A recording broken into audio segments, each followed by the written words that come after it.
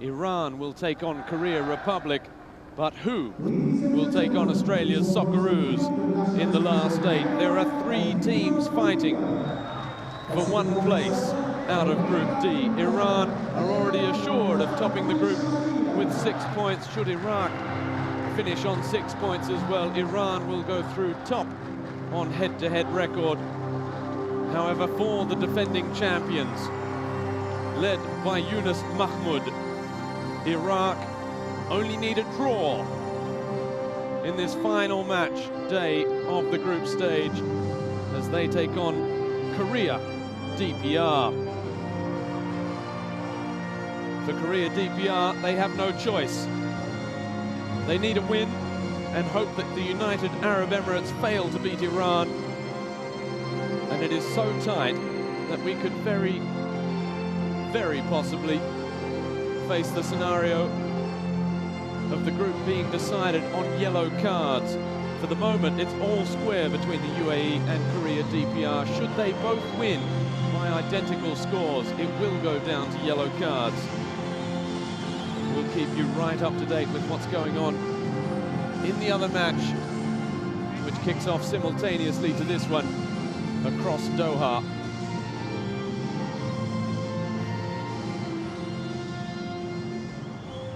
Well, tournament football is always very different for a national side, and the defending champions, they lost their opening game. They went ahead early before losing out to their arch rivals Iran, and then they left it very late in a late 93rd minute goal, an own goal against the UAE. Here's the national anthem of Iraq.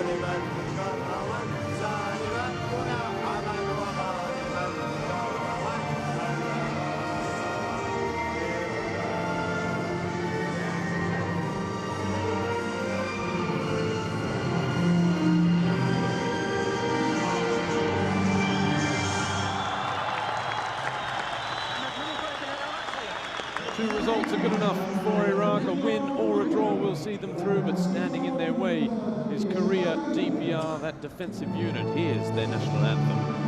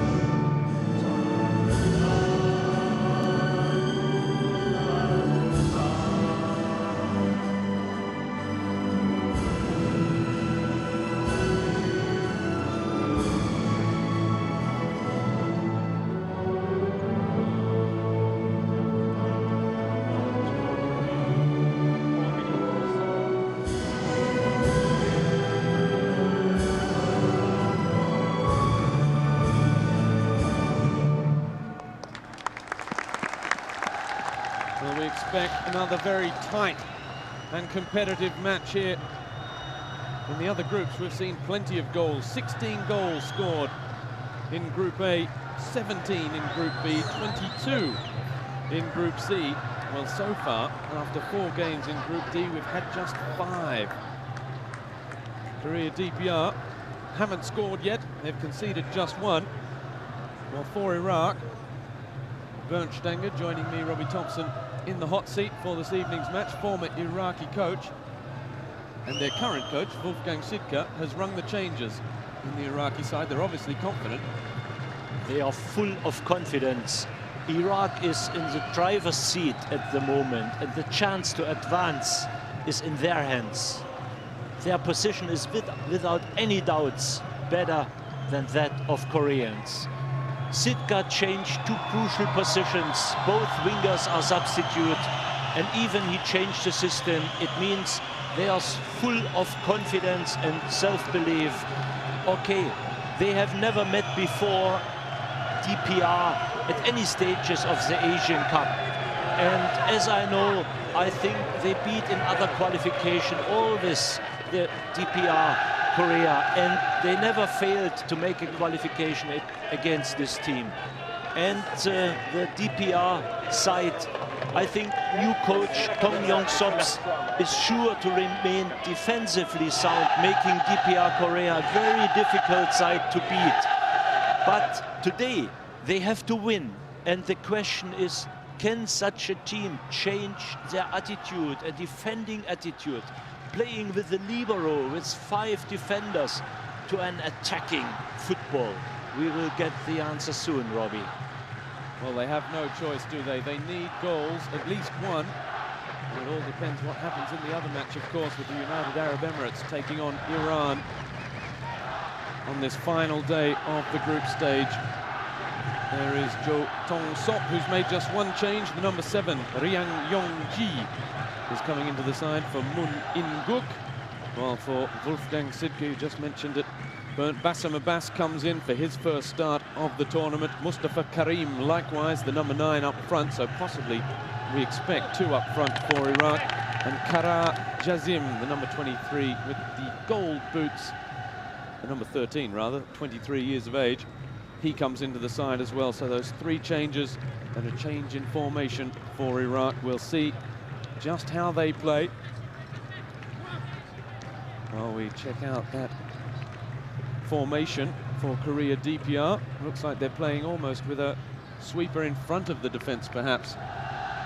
Looks like a 4-5-1. Perhaps they'll play 4-4-2. They're led by their captain, the number 10, Hong Yong-jo, who was a member of that World Cup side, of course. Iraq will strictly come over the wings. Even he changed the system. Very good playing Mahdi Karim on the left side, left fullback, changed to the right midfield. Bassam Abbas is coming on the pitch, and he will play with 2 strikers. We're all set for a start. Will it be one of these 2 sides that takes on the Socceroos in the quarterfinals? We're underway with everything still to play for these 2 sides in Group D. It's an early long ball forward towards Yunus Mahmoud. Well, this Korea DPR side, Bernd, they scored just once at the World Cup in South Africa 2010. They qualified there thanks to their defense. They kept 10 clean sheets in 16 qualifying matches. And this young keeper, 24 years of age, Ri Myung-guk, he played was a star performer. He played strictly defensive, and it will be very interesting to see Yong Tae-si, an exciting striker who had an exciting start in Germany, playing for 2nd Bundesliga team VfL Bochum with individual strengths. But he was very, very alone all the time, and without support, they cannot score goals. Well, they'll have to commit more numbers forward. It looks like we've got Kim Kuk-jing, who's played in both matches so far. He's getting up and pushing up alongside Jong Tae-si. There is the flick on from the man that plays his football in the Swiss 2nd division with FC Ville. There are actually 2 of this Korea DPR side plying their trade with FC Ville. The number 2 right back, Cha Yong-hyuk. And of course the number 10 and captain Hong Yong-jo was the first ever North Korea DPR player to go and play abroad when he signed in the Russian Football League with Rostov, where he is still to this day. He was nicknamed Bernd the Korean Ronaldo. But there is still a big gap between him and Ronaldo. Both Ronaldos. Yeah. Well, it's a curious nickname because they have so little in common. even the way they play, the way they look. Oh, there's a defensive mistake. The early ball towards Yunus Mahmoud, it's over him. And it was Kara with the header at the back post. That could have been the ideal start. And you mentioned, Bert, after chatting with the Iraqi coach, Wolfgang Schidtke, that they wanted to get the ball wide and get those crosses in. That's where they feel there's a weakness in this Korea DPR lineup. Yeah, but he wants definitely come over the wings, both wings. And you see Mahdi Karim, after 2 minutes, he was already 2 times running forward, and they are going for pressing. They are so full of confidence. And I don't believe in a titanic battle today at Al Rayyan Stadium. I don't believe in it. I still believe the Iraqis are so strong because the leaders of this team are still on the pitch, with Yunus Mahmoud, with Qusay Munir, with Nashat Akram, Mahdi Karim. And that's why there's so much leadership, so much international experience. And for DPR, Korea, it's not enough to play a World Cup, to be there, to have experience. I think there's still a huge difference between both teams, but you never know. Ball turned over. That's Pak Nam-chol coming forward. He gets it wide to Rayyan Yong-gi, one of 3 Japanese-born players of Korean origins, who's in the starting lineup this evening for Korea DPR. After John Kwang-ik. Pak Nam-chol again, he sees a lot of the ball. Flicked through by Hong Yong-jo. No free kick, says the referee, and now it's Nashat Akram. Little 1-2 with Yunus Mahmoud. Back to Yunus again. And Nashat Akram again. You can see how compact Korea, already sitting right back in their own half. 2 lines of 4, no space. Qusay. Nashat Akram again. These are the players that won this tournament 4 years ago. The players that were part of that amazing Olympic side in Athens 2004 that went all the way to the semi-finals. Unfortunately, he couldn't make his way in Europe. Very short time,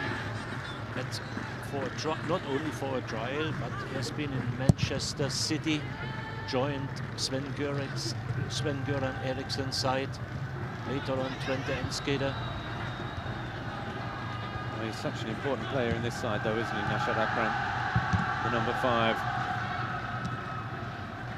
And vice-captain, really, of this side. That's that international experience you're talking about, though. But they've got 16 of this Korea DPR squad. We're at the World Cup. That would have been a great experience for them, as it's Mustafa now, who looks to switch it all the way across on that far side, but it's going to be far too far in the end for Mahdi Karim, who's started the first 2 games of this tournament at left back. Bernd, you know very well that he's a versatile player.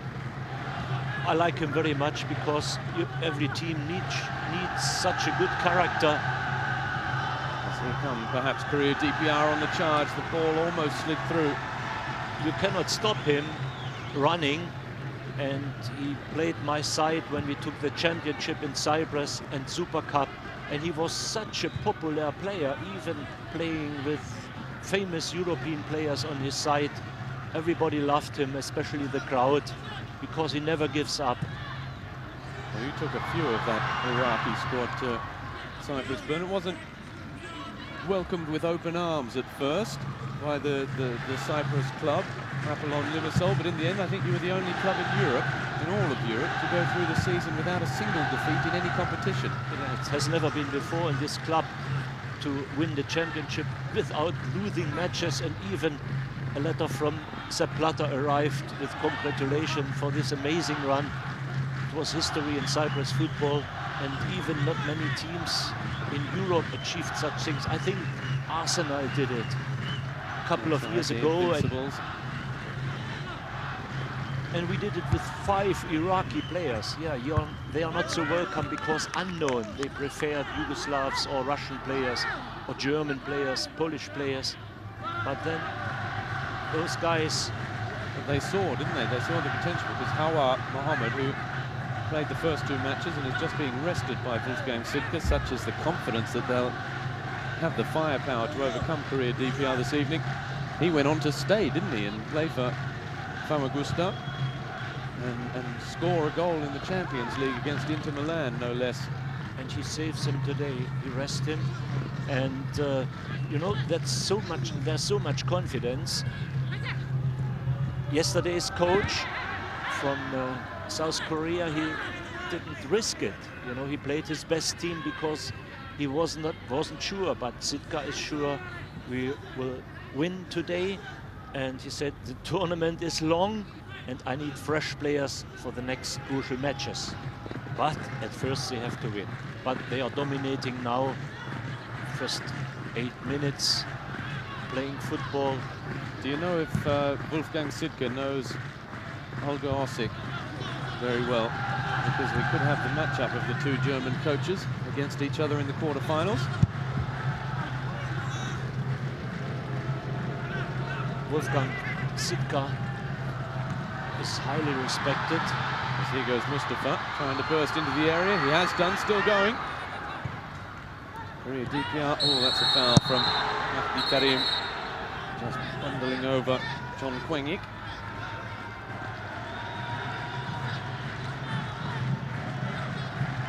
You're telling us about Wolfgang Sittke. Yeah, Wolfgang Sittke is so respected, but there was so much criticism, he told me, around the journalists and even officials for changing the starting lineup, not using every time the best available players, for testing players in this tournament. But Wolfgang goes his way, and he has experience. He was very, very successful here to coach clubs in Qatar and even in Bahrain. He had an amazing run with his team. Nashad Akram and Kusai Munir managed to get the ball out of midfield. It's with Kara now. Bassem Abbas with the overlapping run. Kara with the big switch of play. And a good one as well for Mahdi Karim. The cross back towards the back post, but it's drifted out of play. And that'll be a goal kick. The man with the yellow shoes, Kara, he was substitute in his last match against United Arab Emirates, and he changed a lot with his dribblings, exciting runs, and that's why he will play today. He's coming more over the left side, but originally he likes to be a striker behind both Yunus, Mahmoud and Mustafa Karim. Yeah, Nashad Akram tries to take control. He's the most running player after statistics. He just gets a foot in there on Pak Nam Chol. Yeah, Kara, he came on with just under half an hour to go, replacing Ahmed Mohammed in the last game, as Mahdi Karim's cross is deflected right up in the air. And that was going to be a test of Samal Said Mekbal's control, and just let him down. It's interesting to see that the Koreans are playing with the libero. There is always one free central defender, and it's very, very difficult to break such a line. It means there are almost 5 defenders surrounding 2 strikers of Iraq. Well, we can see defensively that it's more of a 4-2-3-1 for Iraq, and when they come forward, that transforms into a 4-4-2. Nashad Akram, bit of space here for Mustafa Karim. He turns, finds Bassem Abbas. Good early low cross, and it's applauded by Yunus Mahmoud. Foul by the youngster Ibrahim, the number 21, earning just his 6th cap this evening for Iraq. A foul on Hong Yong-jo. He missed a penalty in the opening game against the United Arab Emirates. It could have given them the perfect start on just 8 minutes.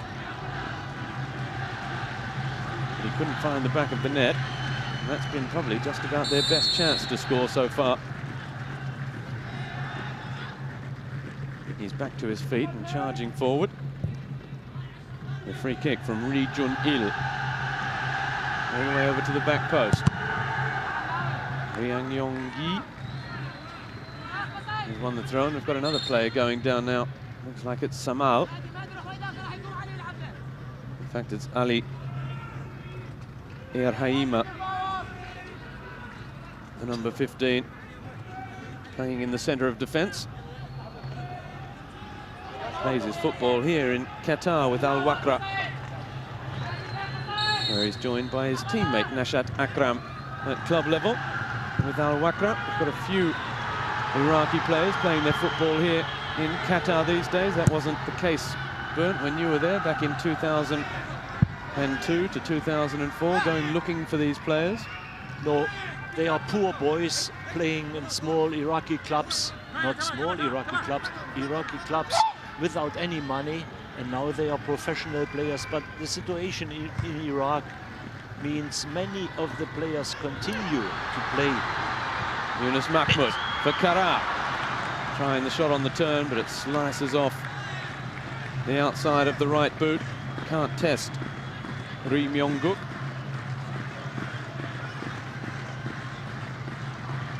Yes, the situation in Iraq means many of the players continue to play professional outside of their homeland. Baghdad, Najaf, Karbala are still not very nice places to play football.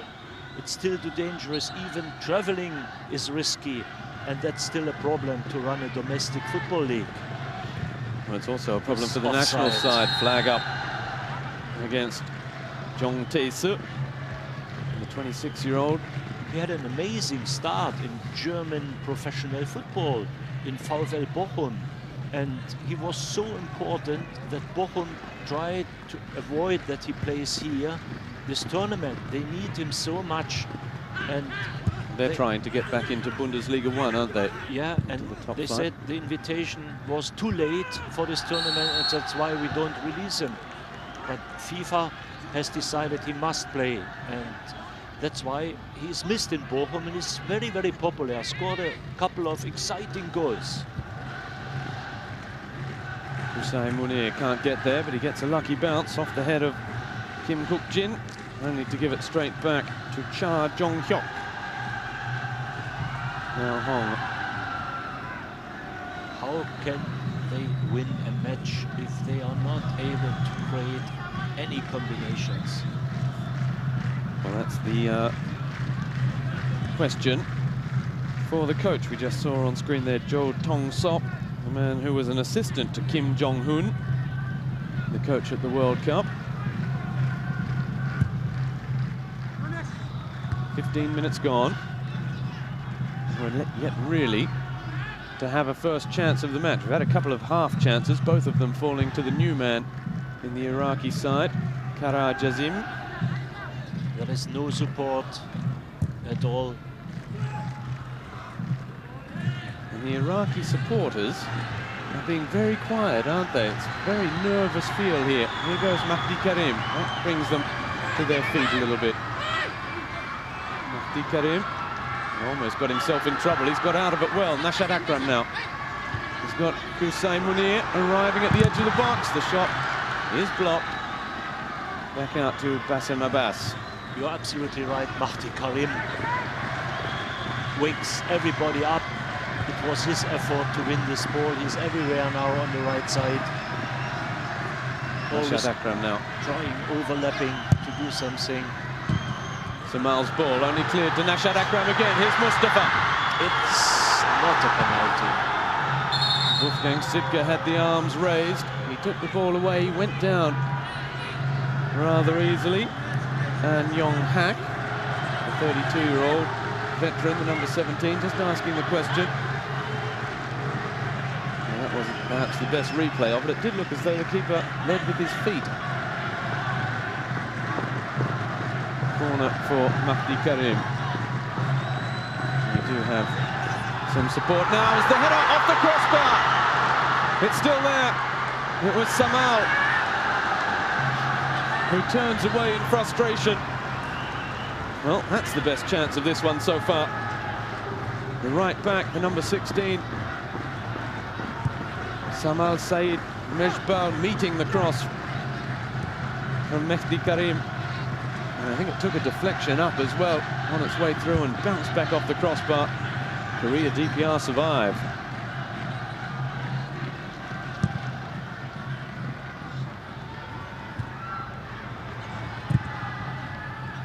Cha Jong-hyuk clearing anywhere.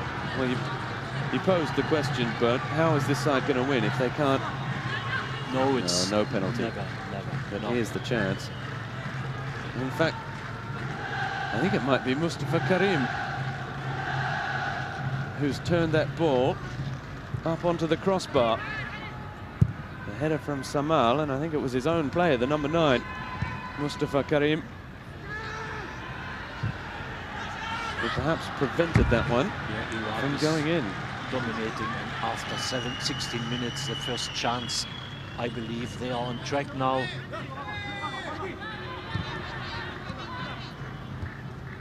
Now, can they string a good number of passes together? Not like that. And again, it's just booted straight into touch. They are panicking. If you put a little bit more pressure on the defenders, they will, And there it is, the perfect replay of it. Mustafa Karim might have been saved on the line. He felt he needed to get a touch. Iraq so close to taking a big step towards the quarter-final showdown. If there is a winner here, and depending what happens in the other games, that's a nice little back heel from Hong Yong-jo. They will draw. It's Iraq. It's not a time to speak about weaknesses of the Iraqi teams, but I personally believe they are not so strong in the central defense. There is a very, very, very young guy, Ahmed. He's 19 years old, without any experience. A tall guy, a big talent, and the other one, Ali, is even not so confident. And for the next matches, in case they will go through, what I believe, they are not so good. Yunus Mahmoud has done very well. Back out towards Mustafa Karim on the edge of the box. Kusai Munir. Well, there's a header from that young man, Ahmed Ibrahim. He made his debut just a couple of weeks before the tournament. There was Mahdi Karim arriving, a little too late on the scene. That was a better ball forward towards Hong Yong-jo, the captain. He's being grappled back out of it by Nashat Akram.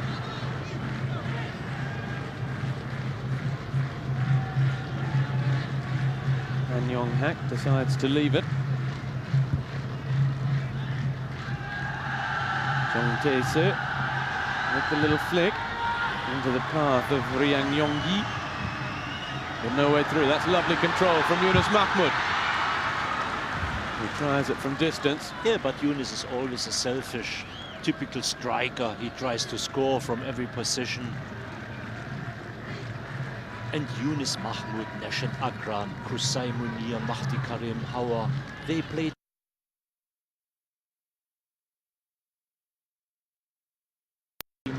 the national team now, so many international tournaments, so much experienced players.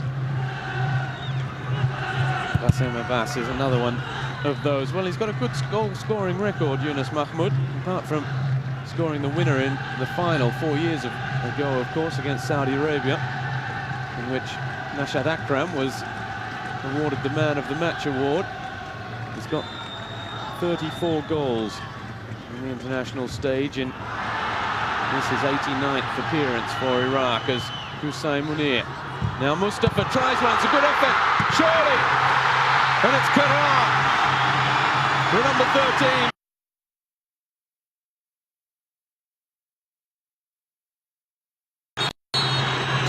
Minutes on the clock.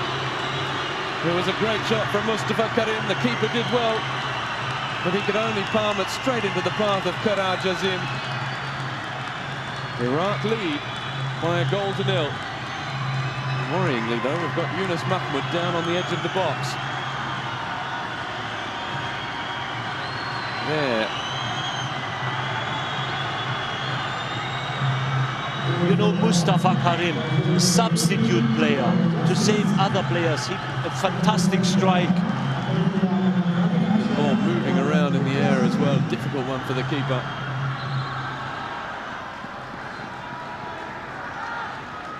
And the other substitute, Kara, scored. The man with the yellow shoes. Well, we can say Wolfgang Sitka has got that right so far.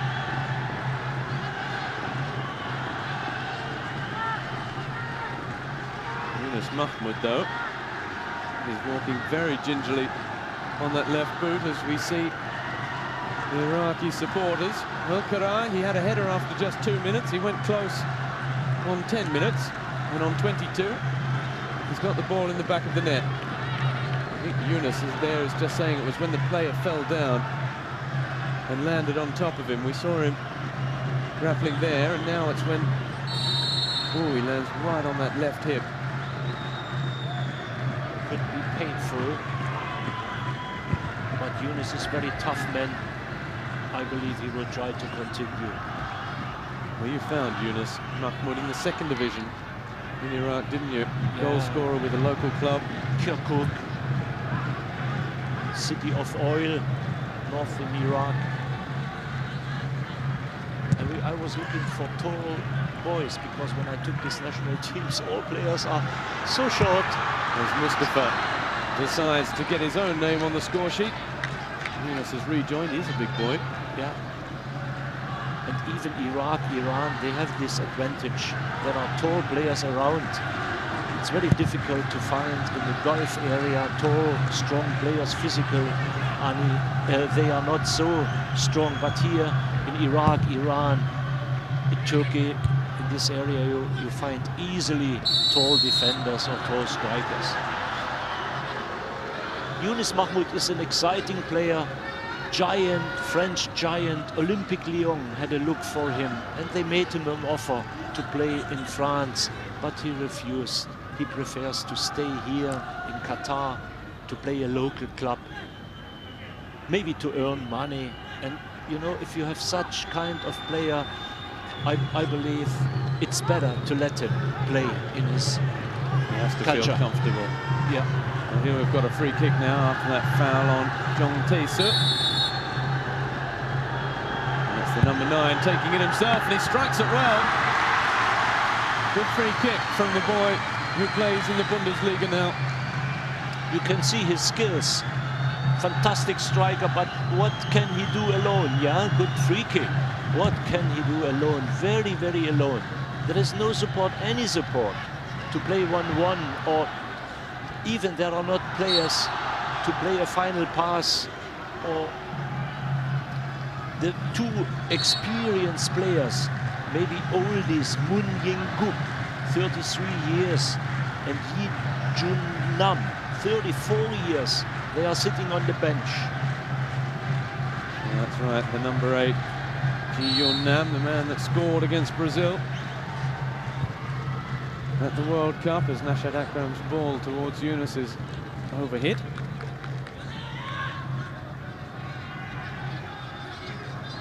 So we see that free kick again. Smart save, yeah, from Mohamed Kassid. A save that had to be made. It's an ambitious effort as well from Jong Tae-soo. He's a long way out. Here goes Qusay Munir. Linesman on that far side with the flag raised. Not sure the referee was going to give it. Qusay's gone down holding that right ankle. Qusay Munir, the 29-years-old player, is so important for the national team. You don't see him very often, but he's controlling the match. He's a player. There's Mahdi Karim's ball towards Karar again. He goes down. And that's well played from Ali, the central defender, who gets the ball in. Keeper makes the save this time. Yunus was arriving.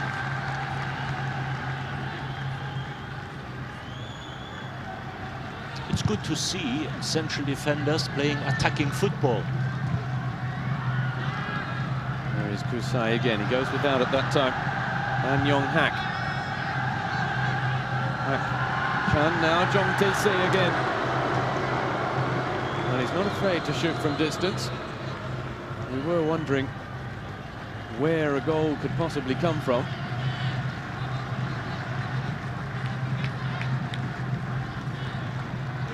As we see the goal again.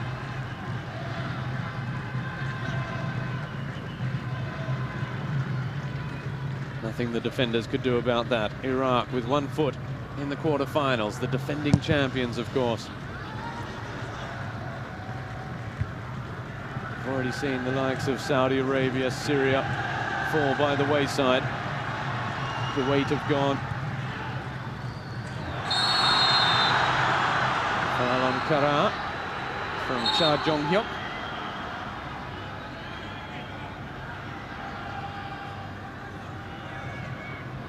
Well, if Korea DPR are to win this one, they will have to be careful of their yellow card count, just in case. They came into this game with 4 yellow cards already in the tournament, as opposed to the United Arab Emirates 2. Kara with the nod down. Mustafa. Oof, nobody there. Nashad Akram and Yunus Mahmoud just looking at each other. It's cleared as far as Ali.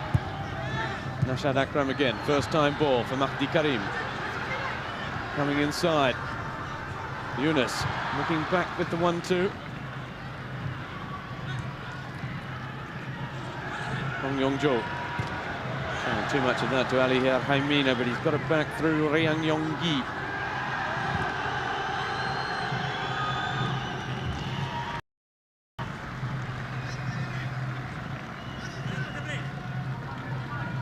The number 16, Samal Saeed Meshbal, is the player down.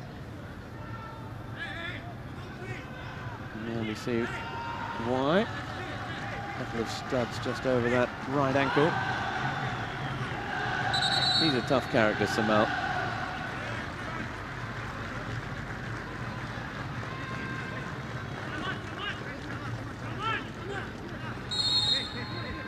Iraq will be returning possession. Mahdi Karim sends it all the way back to Ri Myung-guk, who's been beaten already this evening by Kara Jazim on 22 minutes. Perhaps at the other end, Pak Nam-chol. Pak Nam-chol, that's a great ball for Jung Tae-soo. And his control on the chest. Just saw the ball run away from him. That was a lovely pass and a well-timed run as well. He beat the offside trap. At that moment, just got away from him. Good skills. Great ball. But goalkeeper blocked everything. He knows that was perhaps a little bit more than a half chance for a player of his quality as well. Spent a lot of time in Japan, in the J-League.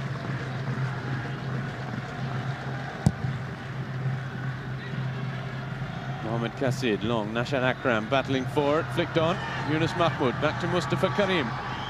Kara's outside, Mustafa Karim still going. Oh, there's a nice little jink left and right. But it's the same good. Yellow boots. It's really good to see Mustafa and to see Kara. Exciting new players for the Iraqi national team. And for the moment, they've combined for the only goal of the game. Qusay Munir, only as far as An Yong-hak. And they saved 2 of their best players, Hawa and Ahmed. Mustafa again. Back to Bassem Abbas. Chipping it towards Nashad Akram. He might yet get the rebound. It's Mustafa on for Yunus. Nashad Akram now. Well, they're getting to the edge of the area, Bernd. They're not carving out that clear-cut chance as of yet, but they're getting closer and closer. They had 2 changes and they came permanently over the wings in their first 2 matches against Iran and even United Arab Emirates. But now is another chance for them. Here we go. Hong gets it wide to Kim Cook. Lays it back out to Pak. And Pak Nam-chol's ball flies high of the mark again.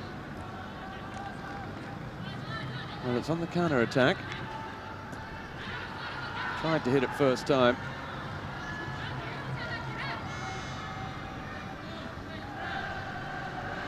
Ahmed Chol, one of the regulars in this side now. He's just 25 years of age, one of several players to play for April 25th, the military club, and the biggest club in Korea, DPR.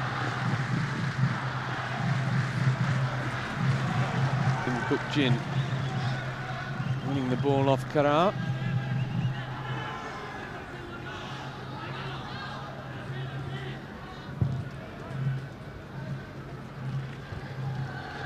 The flick on from Rayyan Yonggi.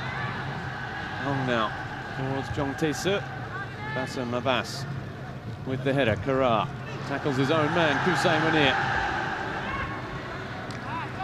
Ahmed Ibrahim. They try to do a little bit more now. They have 3-4 serious attacks, not more, but they know they have to win this match. At least they have to score 2 goals, and they have to do more. Well, they've got no choice, do they? They need 2 unanswered goals now to have any chance of going through. Kim Kuk-jin takes it short with Hong. Kim again, trying to get past Ali Erhaima. Number 15 defends well. That's given away just about by Mustafa. No, Yunus was looking for the back heel. They're going to have the throw.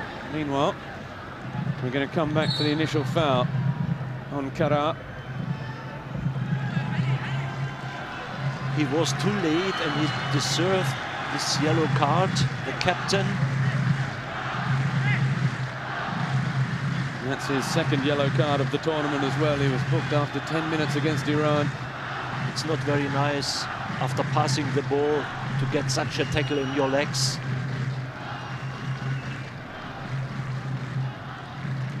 Well, it may look unlikely, but should Korea DPR go through to the quarterfinals, they will be without their captain, Hong Yong-joo. 28-year-old, over 70 caps for his country now. But he will be suspended for their next match in this tournament.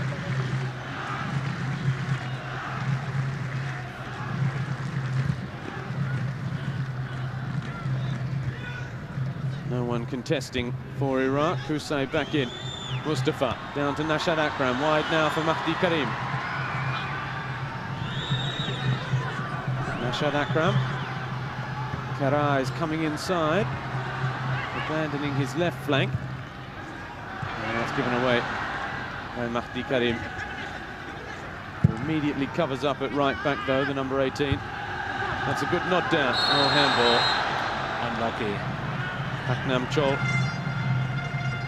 Ball just bouncing up onto the hand.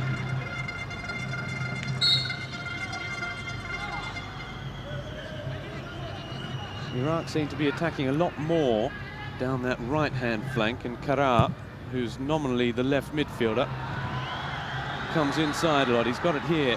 Now can he produce the cross? Oh, it's not a bad one towards Yunus Mahmoud. He's appealing for the penalty.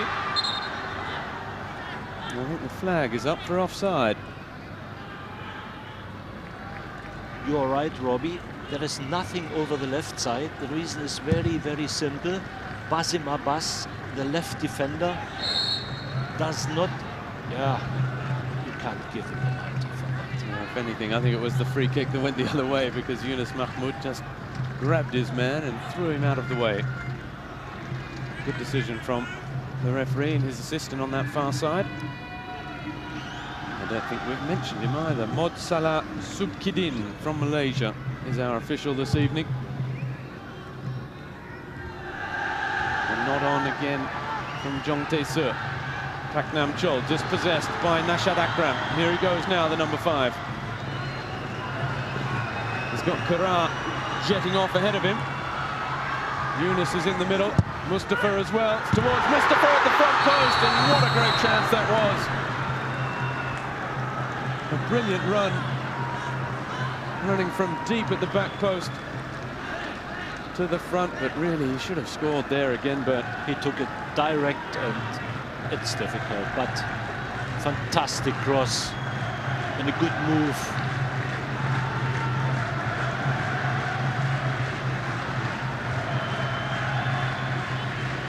That was very close to being 2-0 and curtains for Korea DPR.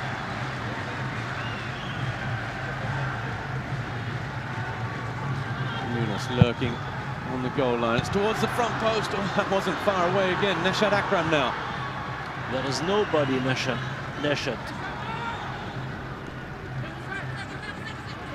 Mahdi Karim was trying to get there, but he was never going to run that one down.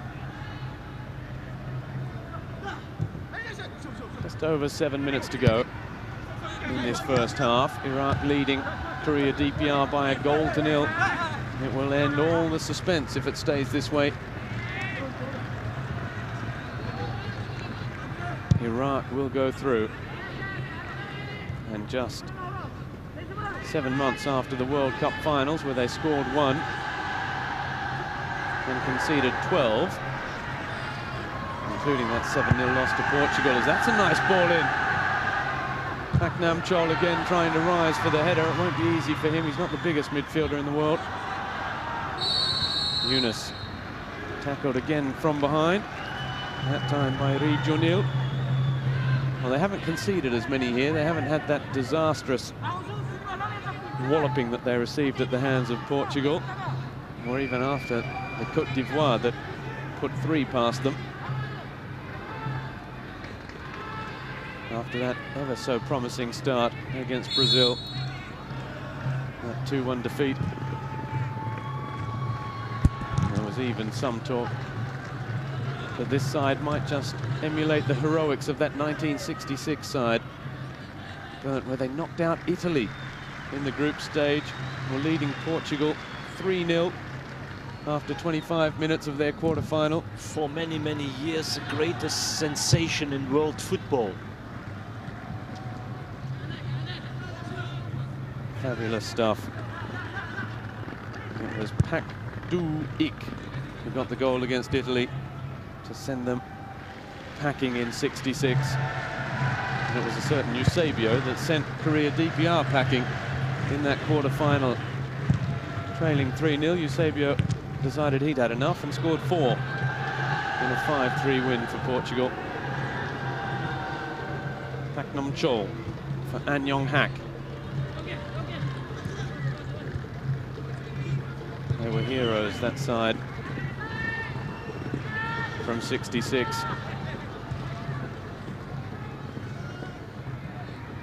By all accounts, although unverified reports, they were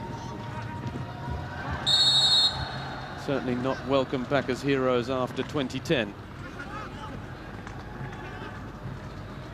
The midfielders changed the side. Mahdi switched from the right side to the left side. He did the same with Ahmed, Hauer and Ahmed. The ball is not a bad one. Samal again with the header away. Back in from Jong Kweng Ik. And the shot from Paknam Chol again. He's not afraid to shoot. The number 4. He's got the corner.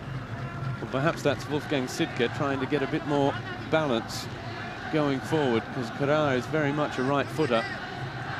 He's been trying to cut in from the left onto that right boot, but perhaps he'll play more of as a winger now down that right-hand side. Again, the corner is taken short. They work the same routine, identical. There's Ahmed Ibrahim. Almost concedes a corner. He's saved by his teammate Ali Erhaima with a spectacular, with slightly mishit bicycle kick. Yong with the long throw, flicked on by An.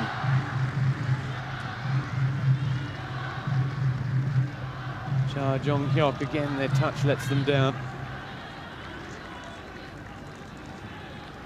It's very, very quiet now. It's a disappointing crowd, isn't it, Robbie? It's an important match today.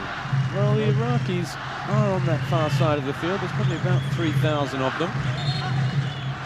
They're only just starting to find their voice, though. We've got about, I would say, 300 supporters, or 200 for Korea DPR. All being very well behaved on that far side of the pitch. Not too much to cheer about so far.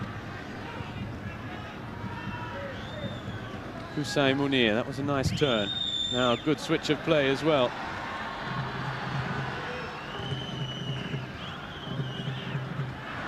Samal just about keeps it in play. Hussein Munir. He's got Nashad Akram outside him, still going, the number 4. That's well played, slaloming his way through. In the end, the defence from John Kwang Ik. Now the counter-attack again, they can't find Jong Tae-seo. It looks very good if Hussein Munir is moving forward, very elegant, very smoothly. Challenge from Kim Kuk-jin. They've got it back though again, Iraq. Kara now. Again he comes inside onto that right foot. Mustafa, we've seen he can shoot. That one blocked. We've just heard from the other game that it's still 0-0 between Iran and the United Arab Emirates. Iran already assured of top spot and a quarter-final against Korea Republic. A win for the UAE. They would move to 4 points, but a point. That chip over the top. The keeper comes for it. A point for Iraq would see them and UAE potentially finish on 4 points, but Iraq would go through having got that 93rd minute victory. Here goes Jong Tae-seo. Good pace from Ahmed Ibrahim, who's won the free kick. And he matched the pace there with Jong Tae-seo. He got there in front as well. Good piece of defending from the youngster, the teenager in this squad. It is hard to see, Bernd, just how this Korea side playing this way, because there's a certain little fog starting to descend over the ground here. I think it's not necessary to count points and goals because Iraq, they are too strong to make a surprise today. And they are not lazy, they have the experience to continue and they will win this match. Basim Abbas, number 3 on the ball, is not on his best. He came very late to the team and they didn't release him from his Turkish side, from his Turkish club. And Konyaspor looks not so fit. Well, it was Mahdi Karim that was at left back for the first 2 games, wasn't it? In the end, Sidka deciding to go back to his first choice, Basim Abbas, another one that went to Cyprus with you, Bernd. Yeah. Yunus's touch, a little heavy. A full back, yeah, a little bit heavy. A full back who was always on the way forward, playing attacking football. He has an exciting shoot. But until now, he didn't use his abilities. Alon Kara. Kim Kuk-jin just telling Kara to get up. And there was nothing in it. The replay would offer some defence to the Korean winger. 2 minutes of stoppage time. At the end of this first half, we're into that now. Mahdi Karim can't run it down, but it's cleared only as far as Samal. He's got Kusay inside. Samal again, and now back out to Ali Erhaima. Well, Iraq, they're just in control of this one. There was a little 5-minute spell, Bernd, where Korea DPR looked to put them under some pressure. 5 minutes only.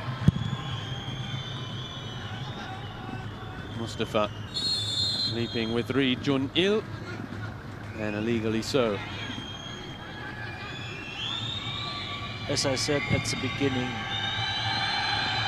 DPR has not won any match, and there is not so much confidence and self-belief, and you cannot change your attitude from a defending game to attacking game. They are not able to deliver an attacking performance to score at least 1 or 2 goals today.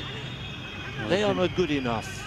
They've been defending for a long time, haven't they? That was the foundations with which they qualified for South Africa 2010. They're the 15th ranked side in Asia, Bernd, which apart from India is the lowest ranked side. And you can see it in this tournament. Yeah, they're ranked 109th in the current latest FIFA rankings. Mind you, they're not always the greatest indicators as the half-time whistle goes. Iraq lead Korea DPR by a goal to nil. It came in the 22nd minute from Kara Jassim.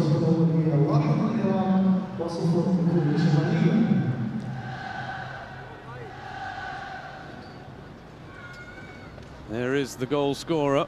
The most running player, Mahdi Karim, over the right side. Well, they have 1 foot in the quarterfinals, Iraq. They played the better football. They played some football, which we can't really say about Korea DPR, who really struggled to just string any passes together. And I think we can say it's deservedly a 1-0 lead for Iraq at the break. Kara with the goal.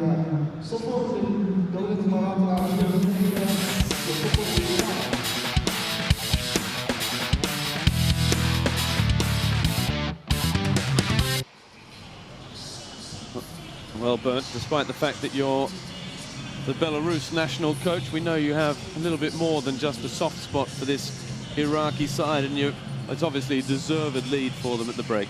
We think they're the better side, but they still can do a little bit more, I think. They're not showing that they have perhaps what it takes to go all the way. Yeah, a couple of changes and another system. It takes a little bit time because Iraq was permanently playing over the left side with Ahmed over the Hawa over the right side with Ahmed and Mahdi Karim. And today they're only playing through the middle. They never opened their defense. They scored 1 goal and they are so confident. They believe in their abilities to score a 2nd goal during the 2nd half. And that's it. They have to save power and they have not to risk yellow cards for the next big clash they have. Well, that's right, we haven't mentioned that, but Samir Saeed, the number 8, he's on a yellow card. The yellow card that gave away the winning goal against Iran. Incidentally, in that opening match, he'd only been on the field about a minute. Ahmed Ibrahim, the number 21, he's on a yellow card as well. They're the only 2, though, in this Iraq squad. Kara, that was the first chance. There's this header that came off the crossbar.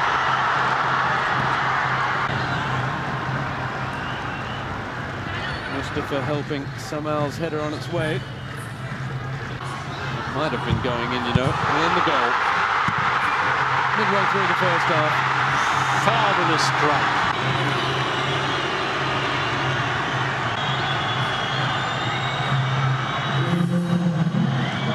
The keeper, he almost jumped out of the way of it, didn't he? You'll see it best from this angle.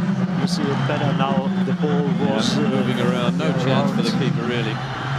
Just a reflex on the rebound. He made it nicely touch. I saw players around the world who didn't score. They can this rebound. Over. Yeah. There was a brief reply here from Korea DPR. That free kick from Jong Tae-suk. I think the most frustrating thing, and perhaps for our viewers at home as well, is that Korea DPR, they just don't play much football, do they? Well, we've been watching them, we haven't seen any football really. No combination. And if they win the ball in the defense, they are panicking. They are absolutely not able to pass the ball to the midfield or to find a friend, the next player, to play maybe 3, 4, 5 balls in a row. I didn't see it. Well, they were the first half highlights, and as those highlights suggested, very much in favour of Iraq. As there we see the stats. 7 shots to 2, 60% possession. That 1 yellow card to the captain of Korea DPR, Hong Yong-jo, the 28-year-old. Tackles very even, both sides working hard. Free kick count even as well. So fairly even. It's half-time at the Al Rayyan Stadium. It's Iraq 1, Korea DPR 0. Second half coming right up.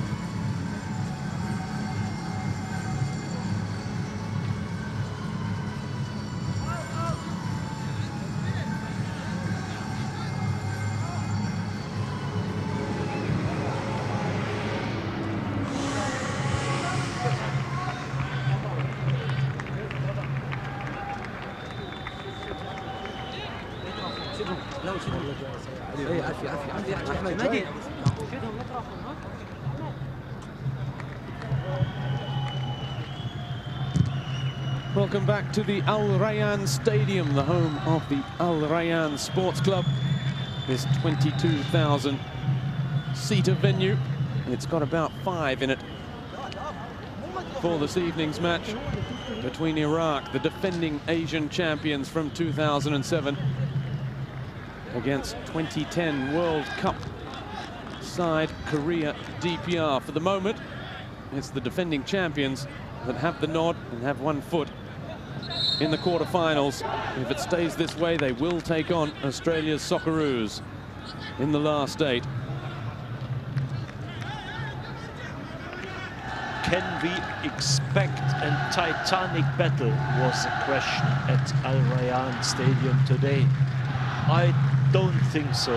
There won't be a titanic battle now in the second half. Well, Korea DPR have offered very little in terms of an attacking threat. Just 1 free kick, really, from Jong Tae-seo.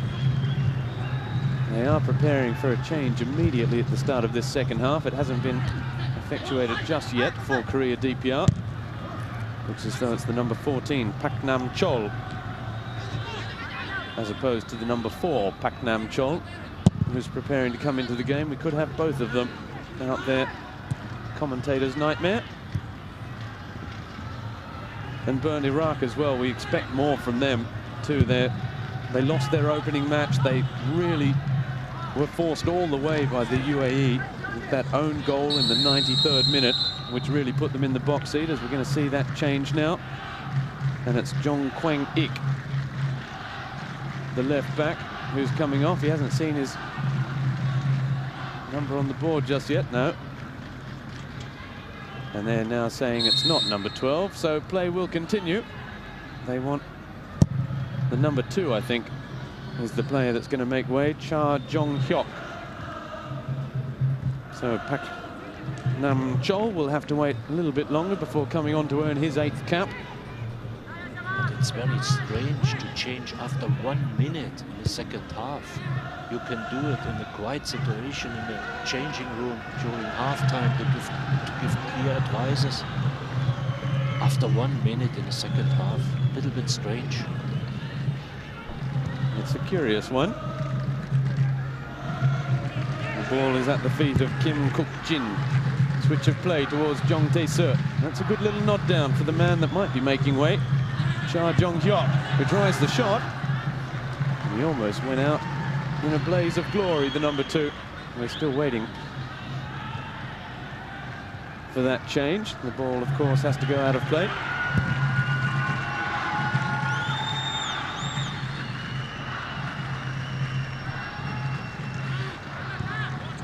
Both central defenders are not looking so confident in passing the ball.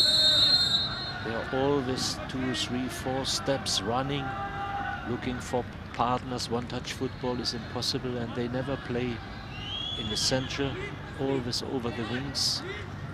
It means there is not so much experience. In the end, it's Ri Jun-il, the 23-year-old,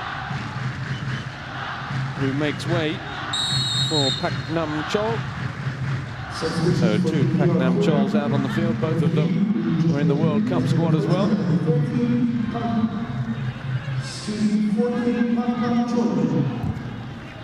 Pak Nam Chol immediately into the centre of defence and immediately marshalling that offside trap as well.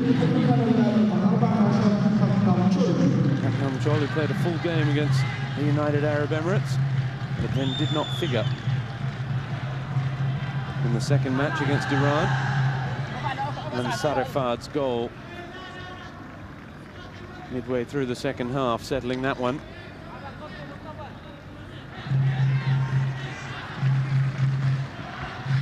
That shot, one of the first from open play for Korea DPR in this game. Cha Jong-hyuk.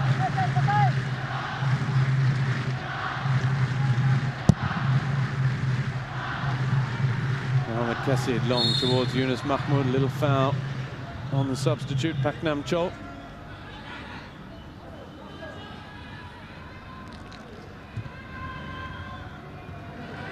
Can they construct something? It's a long ball forward.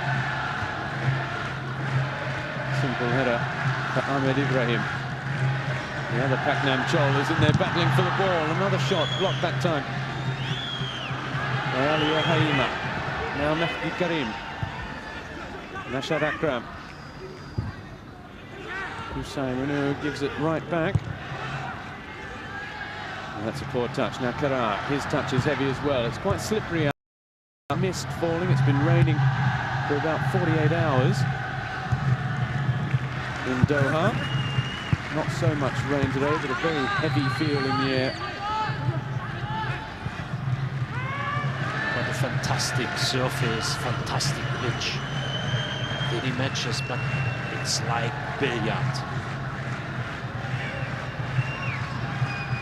Ali, Nashad Akram and Mustafa. He's got Yunus Mahmoud ahead of him. Ooh, intercepted by Ri Kweng Chon.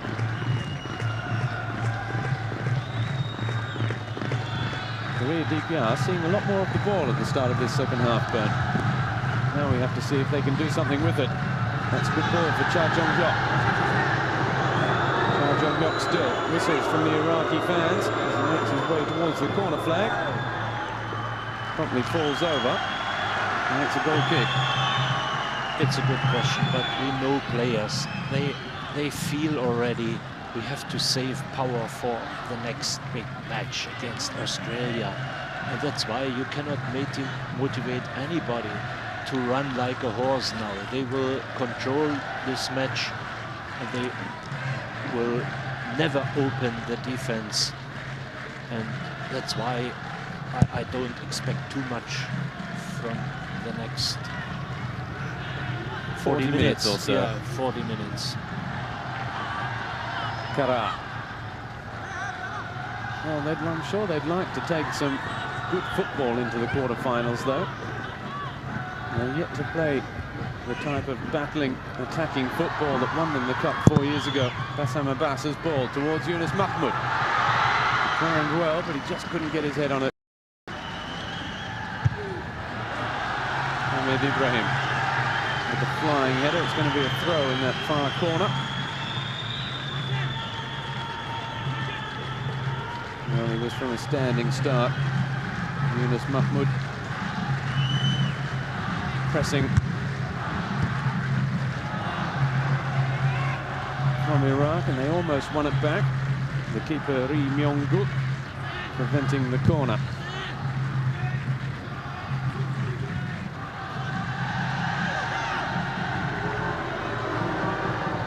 Ahmed Ibrahim does likewise at the other, and that's a poor clearance straight to Rayyan Yongji. And the shot saved by Mohamed Kassid.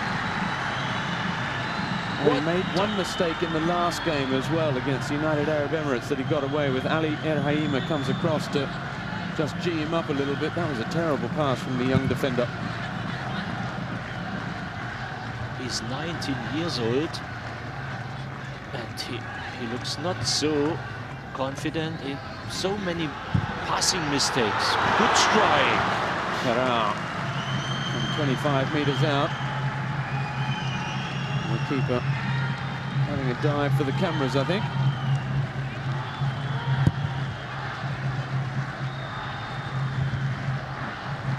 Another one for Yunus to chase.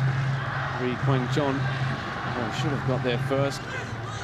Yunus Mahmoud still waiting for support. It comes in the force of Samal. Mustafa Karim just leaving it in the end for Kara.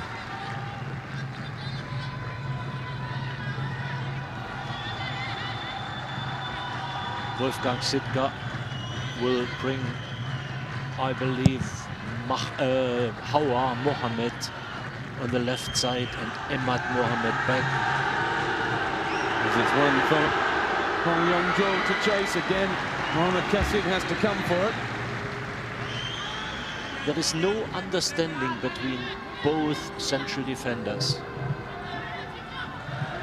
And Ali Erhaima that time not leaving it for his keeper, flicking it away for a corner. I was going to ask you about the celebrations in Iraq this evening, but at the start of this second half, it doesn't look like, as of yet, we're sure they will be celebrating. Yeah, today is nobody celebrating, but there is a tradition. If you have a birthday or a wedding, people go out and they are shooting with Kalashnikovs and pistols. It's very, very dangerous. And I remember a match we played in Tehran. We beat Iran 1-0. It was after the war. And people were celebrating, and whole Baghdad was a firework. And the troops are alarmed because even our Americans didn't know what's happened now. It was only a football match. And that's a very bad tradition, I believe, to go out and use your Kalashnikov for celebrating. Well, we might yet have a bit of friendly fire over the top of Baghdad this evening. But it doesn't always just end in celebrations, does it? They had their one match they've played in Baghdad since the end of the war, which must be frustrating for the players, Bernd. There is a whole generation of football players around Yunus Mahmoud and Neshat, Akram, Qusay Munir, all these guys. They never played international matches in their home country. They never played qualification matches in their capital, in Baghdad. It's impossible for many, many years to play in Baghdad. And now maybe they are going for a counter-attack. Kara, he's got Qusay Munir ahead of him. Bassam Abbas on the charge. Offside against Mustafa Karim. Offside. They have played once, haven't they, since the war? Yes, they played a match 2009. It's 6 years after the war has finished, but it's still, war is still on in Baghdad and Najaf and in this Tikrit. Nashat Akram comes forward. Yunus Mahmoud. He's just looked a little bit off colour this tournament, hasn't he, Yunus Mahmoud? He plays his football here in Doha with Al Gharafa, but he hasn't looked so at home. No, and I'm a little bit disappointed, but maybe he can do it better with stronger teams, with better teams. He's a naughty boy, and it's very difficult to lead him or to convince him to do something for pressing or to work for the team. It's offside and handball. And everything all in one. Yeah, and they played Palestine 2009, the first match after the war in Baghdad, in an overcrowded stadium, 50,000 capacity crowd, and they won this match 4-1. After the match was this traditional celebrating with Kalashnikovs and pistols, and it's official, 50 people died. And in celebrations. Yeah, that's why authorities are still in doubt to invite teams to play in Baghdad. They don't risk it. And even discussions, the president of the Iraqi Football Association, to play a friendly match in Erbil. It's north in Iraq. It's now very quiet there. They have a new stadium. But I cannot convince my football players and my national team to play a friendly match in Iraq. It's not time. It's a pity for the Iraqi national team. A very, very successful generation. And Iraqi supporters, they love football. There is only football in the city. But they watch their idols on television then, don't they? Yunus Mahmoud with the ball forward for Mustafa. He just took too long. Yunus Mahmoud wanted the cut back. He was waiting in the middle. We saw just a couple of moments ago Pak Nam Chol try his luck from distance as well. As Korea DPR continue to show a little bit more ambition in this second half, but if they do that, what a mistake. Lazy pass. And they might leave themselves open at the back. A long throw from Samal. He was looking for Yunus Mahmoud. Hong Yong-jo. Kim Kuk-jin. Bassam Abbas gets there. Lovely turn of pace. Nashat Akram with the nod down for Kara. Kara again, he's got Mustafa inside. He looks further afield towards Nashat Akram. Kara has been caught late. Again, he has spent a fair bit of time on the turf in this one. Kara Jassim.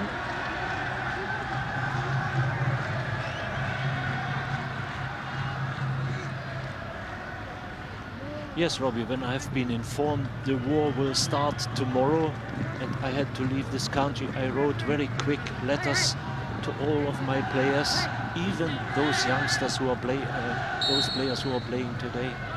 And I told them we'll meet each other Monday after the war, but nobody knew how long it will be.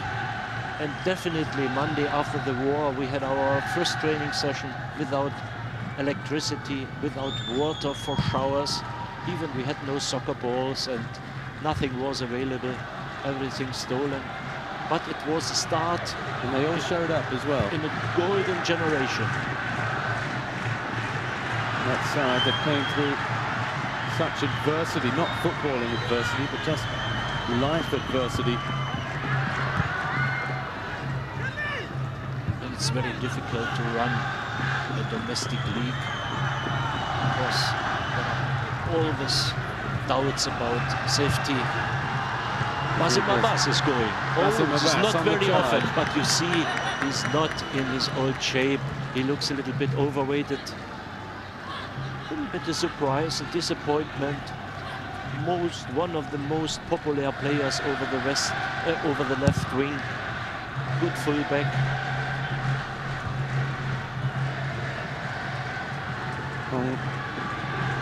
Again, the number 10 in possession. Gets it wide to Cha Jong-hyuk. Hong Yong-jo again. The right back, they slow things right down. Pak Nam-chol. Young Yong-yi. Young's ball for the other Pak Nam-chol.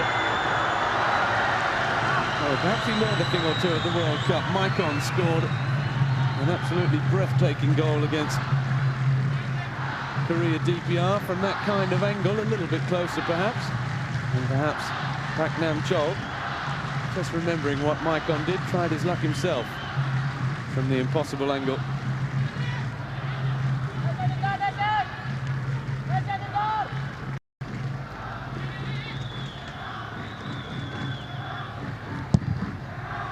There is a disturbing lack of urgency in this game, particularly perhaps for Iraq. We saw Spain make a slow start to the World Cup, but they still played good football and going all the way. I just feel Iraq... If I see today DPR Korea, I can't believe that Brazil had such problems to beat them only 2-1 in the World Cup. It's unbelievable. Yunus Mahmoud with the flick on towards Mustafa Karim. Oof. Big bicycle kick which missed everything, and fortunately for Mustafa Karim, missed him. Hong Yong-jo gets it wide now. John Kwang-ik with a nice ball in towards John Tae-soo. Well, that was some football at last, Bernd. Yeah, it was, but even the central defender, he let him run. He was waiting for the ball.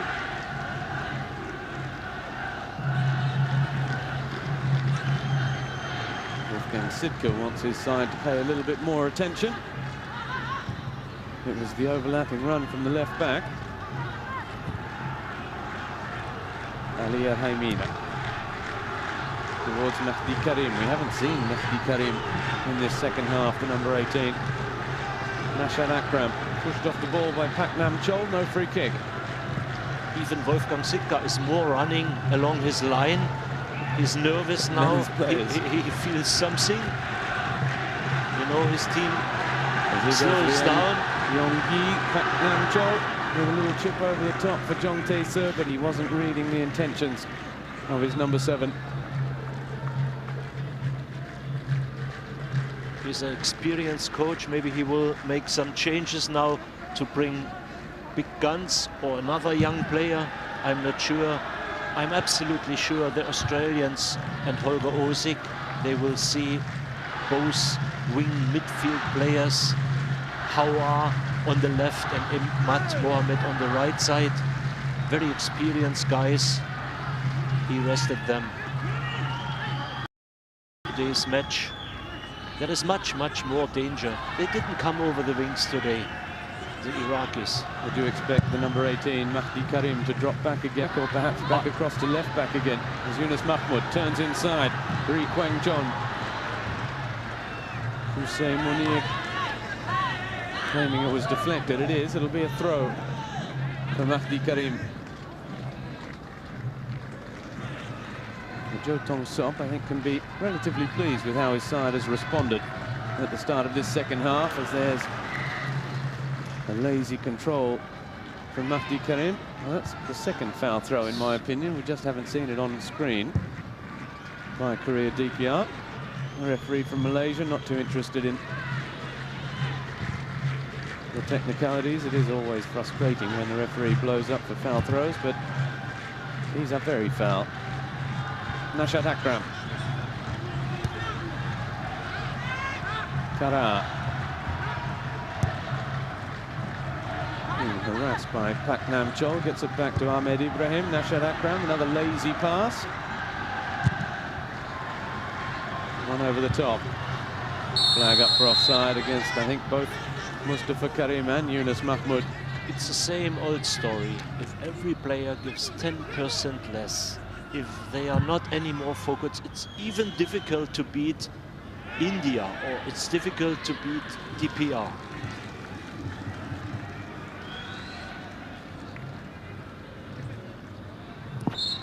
Well, they're not finding it easy going, Iraq, but they're not being really stretched either. They're just offering very little. You'd think they'd be after some positives for themselves to build a bit of confidence. As here goes Kim Kuk Jing. Pak Nam Chol. Cha Jong Hyok. First time for Hong Yong Jo. Pak Nam Chol again.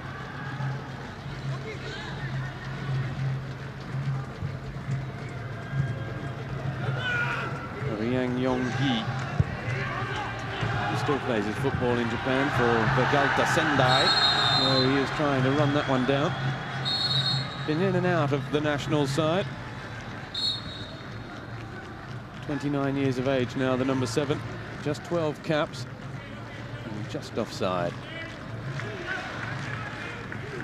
The question is, are they able to score a goal and to make it a little bit more interesting now, DPR Korea? Just one goal can change everything. Didn't score a goal till now, and I don't see a way to break the defense of Iran.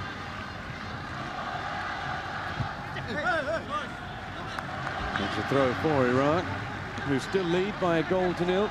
We're approaching the midway point of this second half. Well, the Socceroos clearly have people here burnt watching this one. Do you think they'll be concerned? How would they analyse it? I think we've seen nothing that really could concern We haven't seen the side of Australia's status. Yeah, you're right. We haven't seen anything for analysis today, because Sitka will change his team. He will have tactical changes, and the weakness is clear. The weakness is in the central defense, definitely in Iran. This young guy is a talent for the future, but he has not so much experience. It will be interesting to see how he plays against Cahill and experienced QL. Will be very, very difficult for those youngsters. And even in the air, they show lack of class. Kusai gets it wide to Bassam Abbas. The switch of play towards Yunus Mahmoud. It's not a bad pass. Again, it's for the keeper, though. And they had options. Bassam Abbas ahead of him. Foul by Kara. Just pushing Han Yong Hak off the ball. Taken quickly. Pak Nam Chol for Cha Jong Hyok. Kim Kuk Jin, the number 23, who's running all over the park, left to right, switching sides with Rayyan Yong Ji. But yet to have any real joy as of yet. John Kwang Ik looking up for his captain, Hong Yong Jo.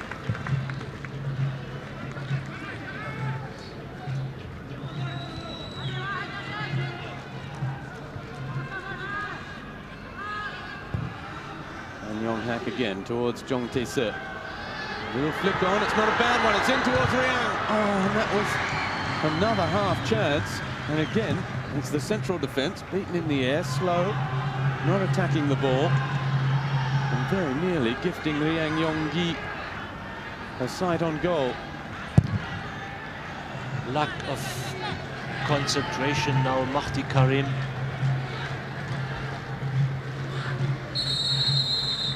And just when you think that Wolfgang Sitka must surely make some changes before this is doing more harm than good, Nashad Akram's now having a word at Mahdi Karim, who's already apologised to Yunus Mahmoud. Now apologises to the number 5. Kim Kuk-jin makes way. He's replaced by Moon In-guk, one of those two veterans you were mentioning earlier in the commentary, Bert. 33-year-old number 11.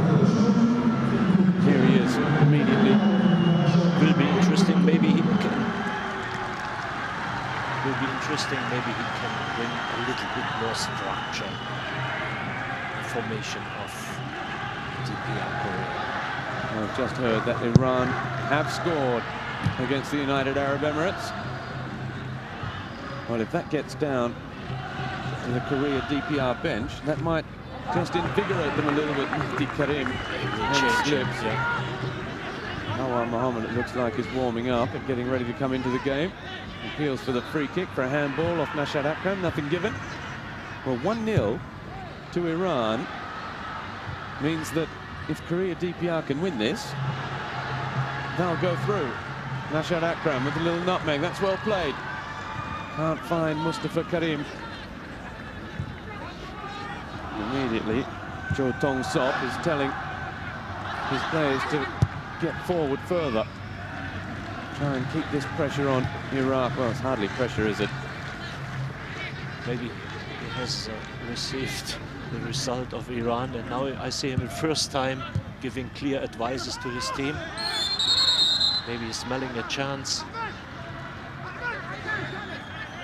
And we're going to see the number 17, Alaa Abdul Zaira, 23-year-old, preparing to come into the game for Iraq.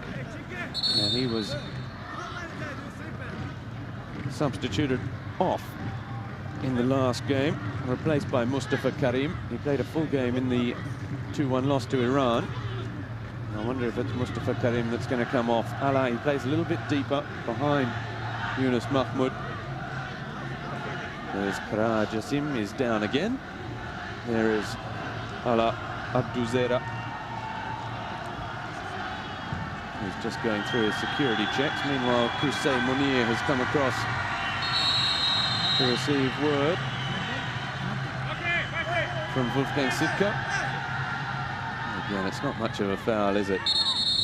Oh, is he claiming he's got a little bit of tightness in the calf or in that hamstring? It is Mustafa Karim who's coming off.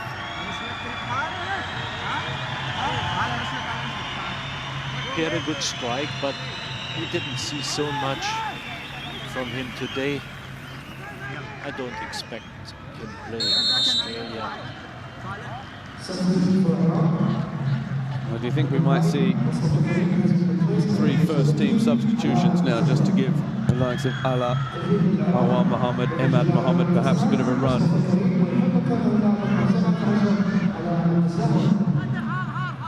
There you see Korea DPR have already run 4 more kilometers than Iraq. Without any result. Ibrahim with the header, Mahdi Karim. Wrong with the ball out to the new man, Moon. Free kick. He clattered into Qusay Munir. Now goes to apologise, Moon In-guk, another of the April 25 players.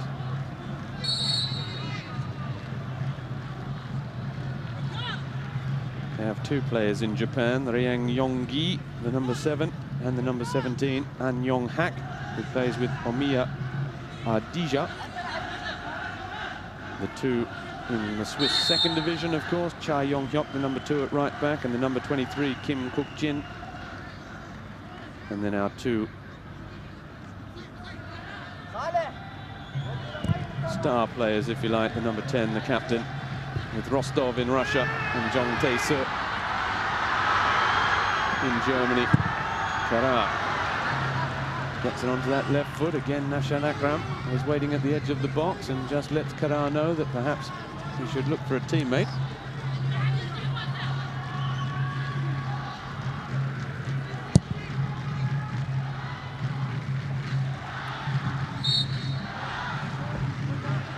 You know, if I see it as a European coach and I see the body language of DPR Korea, of those players, they are so quiet and they are so without any emotions. They are playing football. You know, they have the chance, if they win this match, to go through, to come to the next round, but they don't do anything. They are so quiet. Well, Hawa is preparing to come into the game, and Kara, who spent, when he wasn't scoring the only goal, spending a fair bit of time on the ground. He's, as we see that goal again from Kara, that was midway through the first half. Now he's gone down and he's still complaining that he's got some sort of calf or hamstring complaint. I think it's in that left calf. He's trying to stretch it out. Well, that could be an injury blow. I'm sure the Socceroos are taking note of that. I believe both Mustafa and Kara will be substituted by Ahmed, Mohammed and Hawa. Well, Hawa is coming into the game exactly as you predicted. So much experience. And I believe Hawa is, as you said, on the way to Europe to play again the European side. Would be the only one. Mohammed earning his 98th cap this evening, 20 goals. Currently plays in Iran. Oh, that was Haknam Chol letting fly with the outside of the right boot. Now moving good. The cross, a chance now for Jong Tae-se. Straight at the keeper. Very lucky Iraq. What a let-off for Iraq.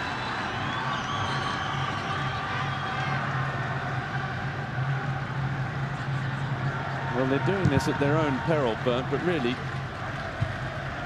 you feel they could so easily be punished for this approach. Moon In-guk over the top towards Hong Yong-jo. Samal is there that time, gets it forward. Ala. Iraq lost completely his way to play. There is no more control.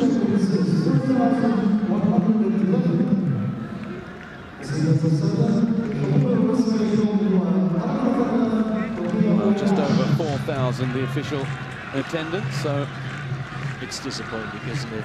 For a crucial match as well, a big game here. Perhaps the locals are saving themselves for Qatar's quarter-final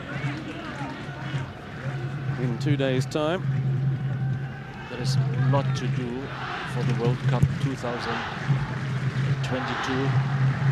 Yunus gets the flick on towards Ala. To fill stadiums with 60,000 or 50,000 fans, to invite the world community in Qatar is not big enough.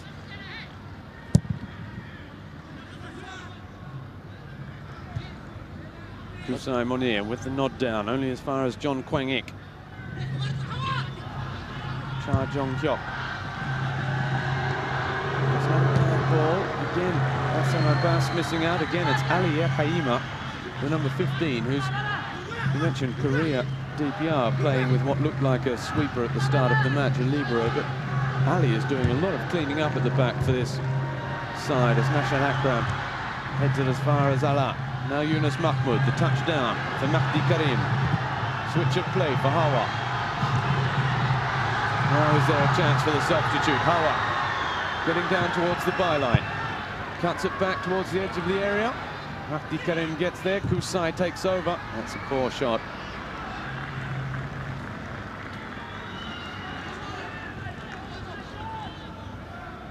And again, it's just one-out stuff. No real sense of ambition. No teamwork. Hawa Mohammed again. So if your theory is correct, Bernd, we should be seeing Ahmed Mohammed soon, the number 7. See him stretch his legs.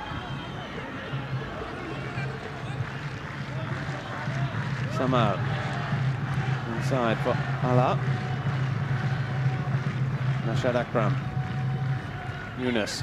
Well, that's well played, just too heavy. The ball through. I didn't see so many splitting balls from Rashad Akram, who's able to have a nicely, finally touch in this area. Until now, he couldn't show it. And Yunus Mahmoud's movement is very poor today. Absolutely, he's waiting.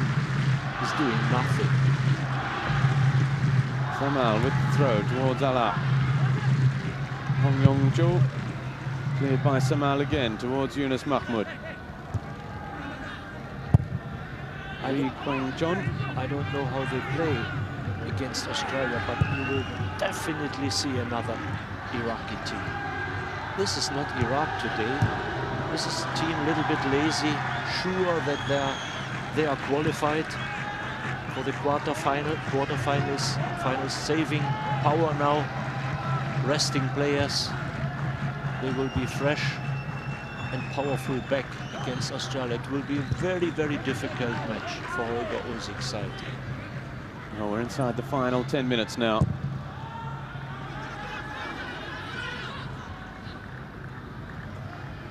Pak Nam Chol all the way back to Ri Myong-guk, who hasn't had that much to do either. Now the keeper have really been stretched in this one.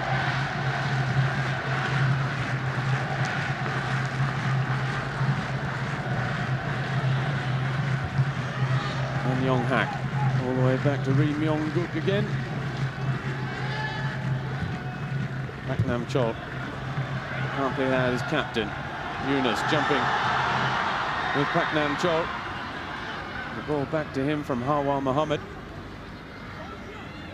That was Ri Kwang-chon, number 5, with the interception. Now Rayyan Yonggi. Pak Nam Chol with the ball to the back post. It's not a bad ball now.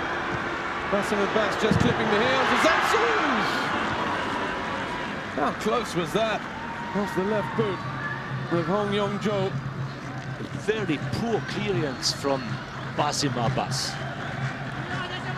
Look at this, it was deflected. And in the end wide, but that was goal bound off the boot of Yong-jo. Rayyan Yonggi with the ball in. Oh, again, it makes it through everyone.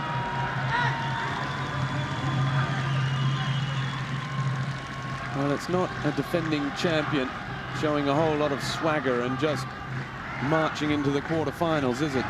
This Iraq side is staggering and stumbling into the quarterfinals. They're already a little bit lucky against United Arabian Emirates. Score 92nd minute by Yunus Mahmoud for an own goal, self-goal. But Yunus Mahmoud created. The two number 10s, the two captains. Here is Yunus Mahmoud again. Well, that pretty much sums up his evening so far. He apologises to Hawa Mohammed. There was just perhaps a hint of a penalty appeal at the other end. It depends where you are these days, because the rule states it has to be intentional, but many referees and federations now say that if the arm is away from the body and the ball hits the arm, well, then it's a penalty all the same, because the arm shouldn't be spread, shouldn't be away from the body.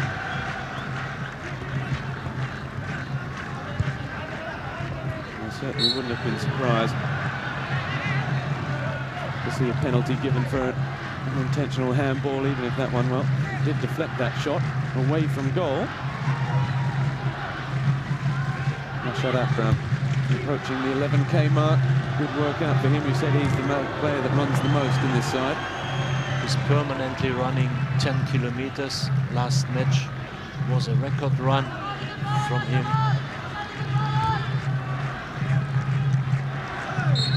He's not the fastest, but a very nice one-touch football player.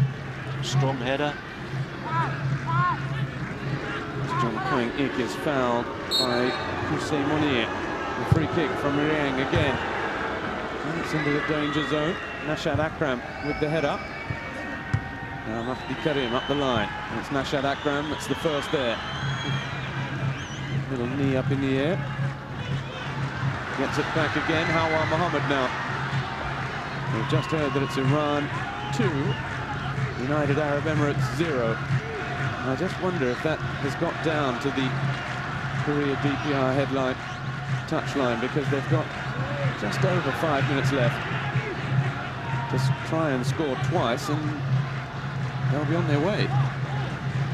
Now I'm a little bit in doubt about the quality of the Asian champion. I don't know why, but sometimes over the top for Yunus Mahmoud to chase. Coaches have a feeling for quality of football teams. Nashad Akram, he was trying to find Hawa Mohammed, and you've got a bad feeling, Bern. A bad feeling now. It's not time to say it will be easy for the Australians, but after today's match, I believe they have a chance to beat Iran. It will be very, very hard, because we will see another side, another formation, another tactic. They will go back to play with one striker, with Yunus Mahmoud, and 3 experienced guys behind. Nashad Akram and Hussein Munir will play definitely defense central midfielders, defense midfielders, and there is a lack of experience in the defense. Yunus Mahmoud with the touch for Hussein Munir.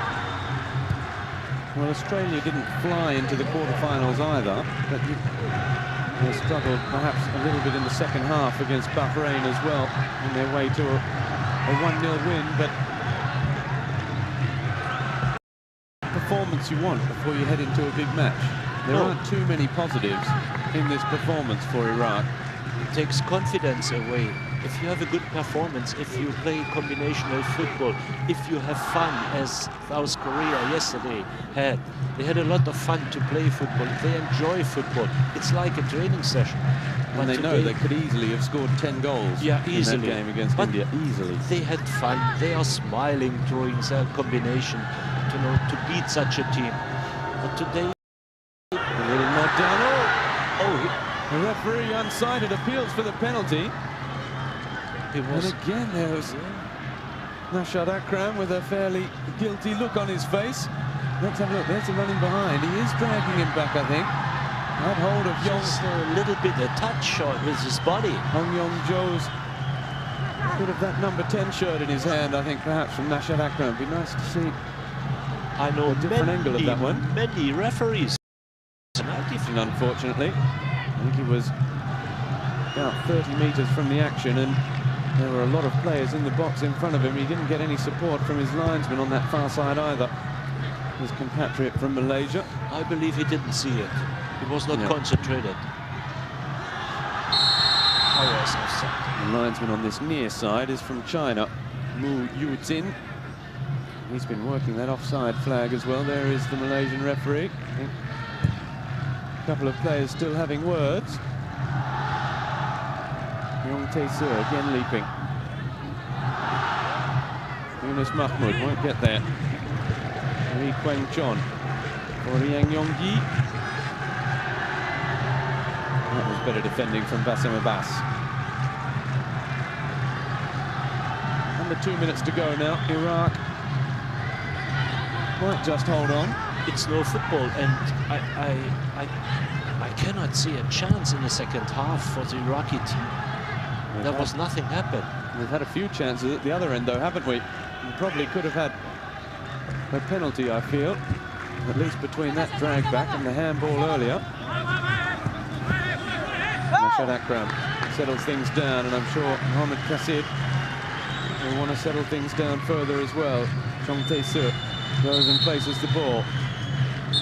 We've got an Iraqi player down now. He's going to need some attention. And there it is again.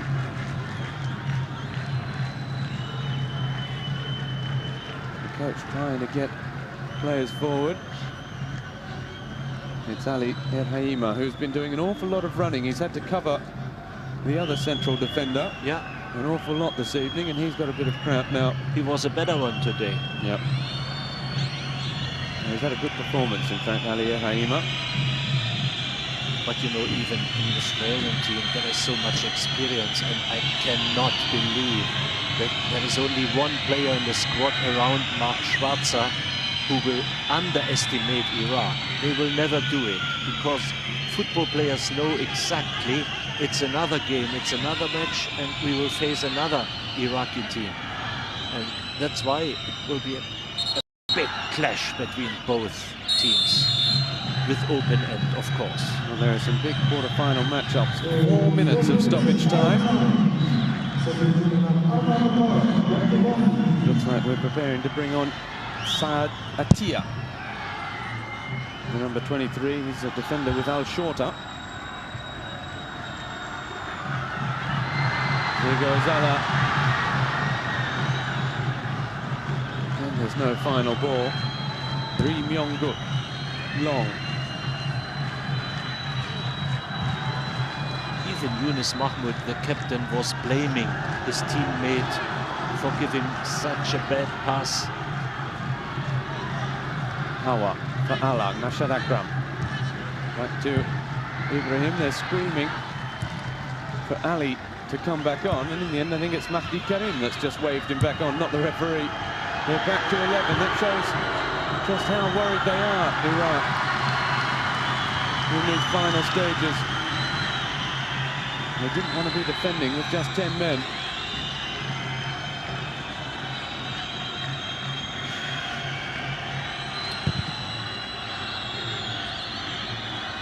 We've got just over 90 seconds left. It hasn't been the most scintillating match of football we've seen in this tournament, but we've seen some excellent matches of football. You are right. It's a poor performance today, but at the end of the day, what counts? The result is important.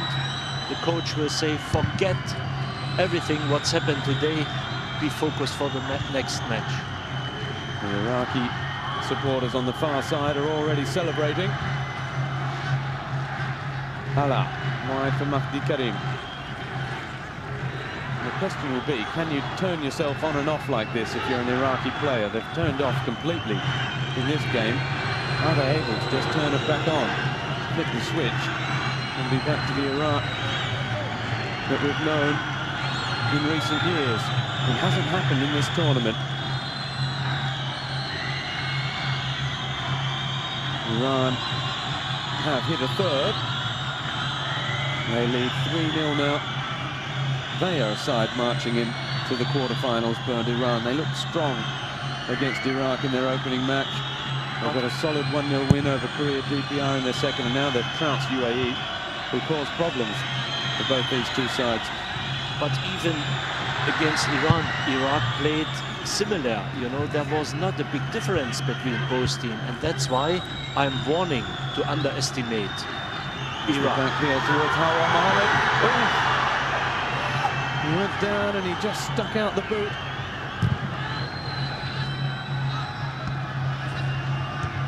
Chong Tae-soo, he's battled hard this evening, the number 9. He's been the biggest goal threat. Well, that's a good pass for Allah, and it just skips away from the players. Nothing's measured.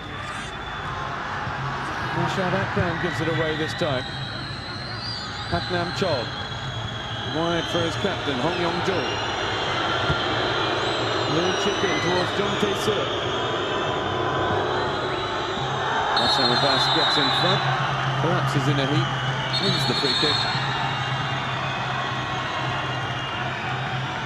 It's better for Australia to play Iraq than Iran. That's what I believe. I wonder if Korea Republic are just regretting not banging in a few more goals against India yesterday, taking a little bit more seriously and having the chance to take on Iraq rather than Iran. Yunus Mahmoud is replaced by Mutana Khalid for his first minutes of this tournament. He's a big boy as well. He plays with Al Kuwa in Iraq. 21 21 years of age.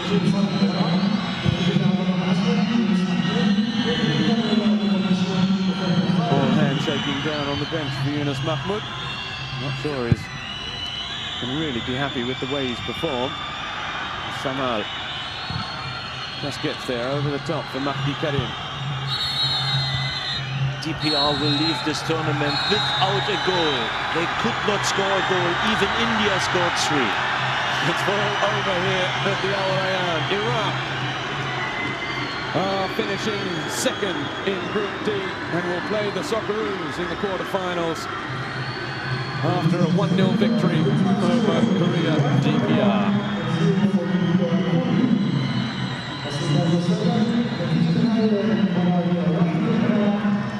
The goal came midway through the first half.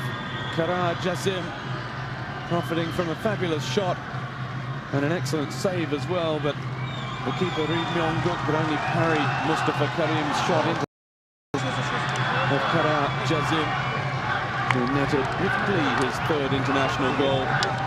Former Olympic captain, silver medalist at the Asian Games here in Doha in 2006. Well, it's hard really to take anything from this, apart from the fact that people will always tell you the important thing is to win. They've got the result, they've got the win, they're through. It's a long tournament, and coach Wolfgang Sitka did everything right to do. He rested players, important players, players who give a lot, like Power Mohammed, Ahmed Mohammed. He has fresh power over the wings against Australia. He didn't risk anything. They have no received yellow cards. They have hopefully not serious injuries. The best team will play against Australia whatsoever. And that's why we should forget this match.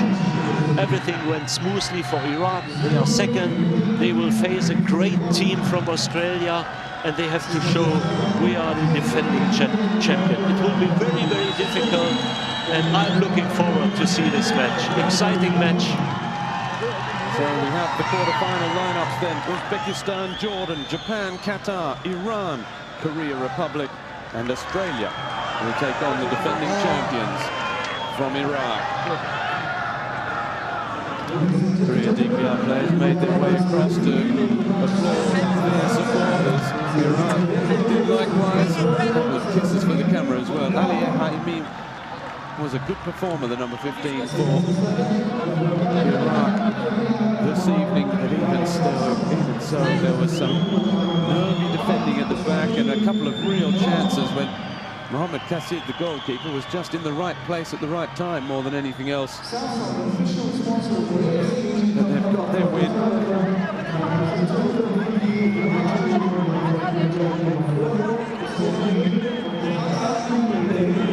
There is the man of the match, Hussein Monir, the number 4 for Iraq. You called it, Bert. He gets through an awful lot of the dirty work, doesn't he? Yeah. Not a big star, but he's a hard worker. Together with Nashat Akram, it's the heart of the Iraqi national team, and we will see it against Australia.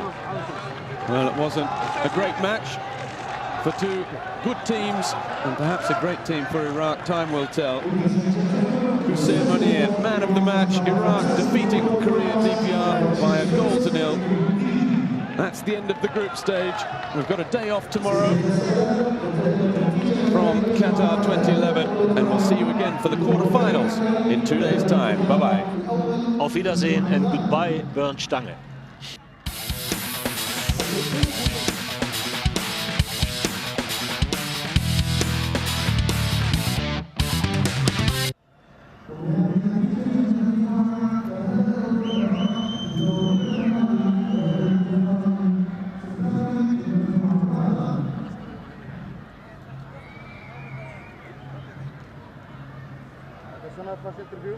يونس محمود، مبروكين الفوز، مبروكين الترشح للدور الربع النهائي. بداية بسم الله الرحمن الرحيم. الحمد لله يعني اليوم قدمنا مستوى طيب امام كوريا.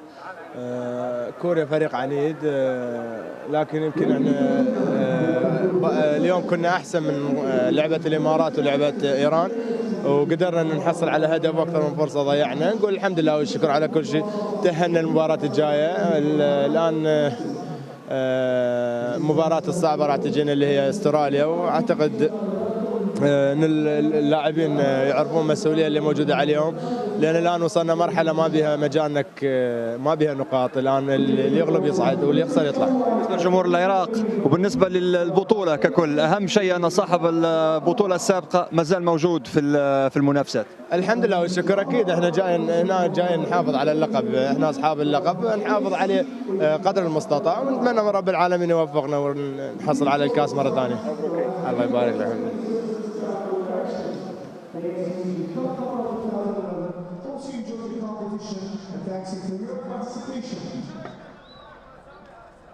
يوجد بعض علامات او سؤال اين فريق خدمات الجمهور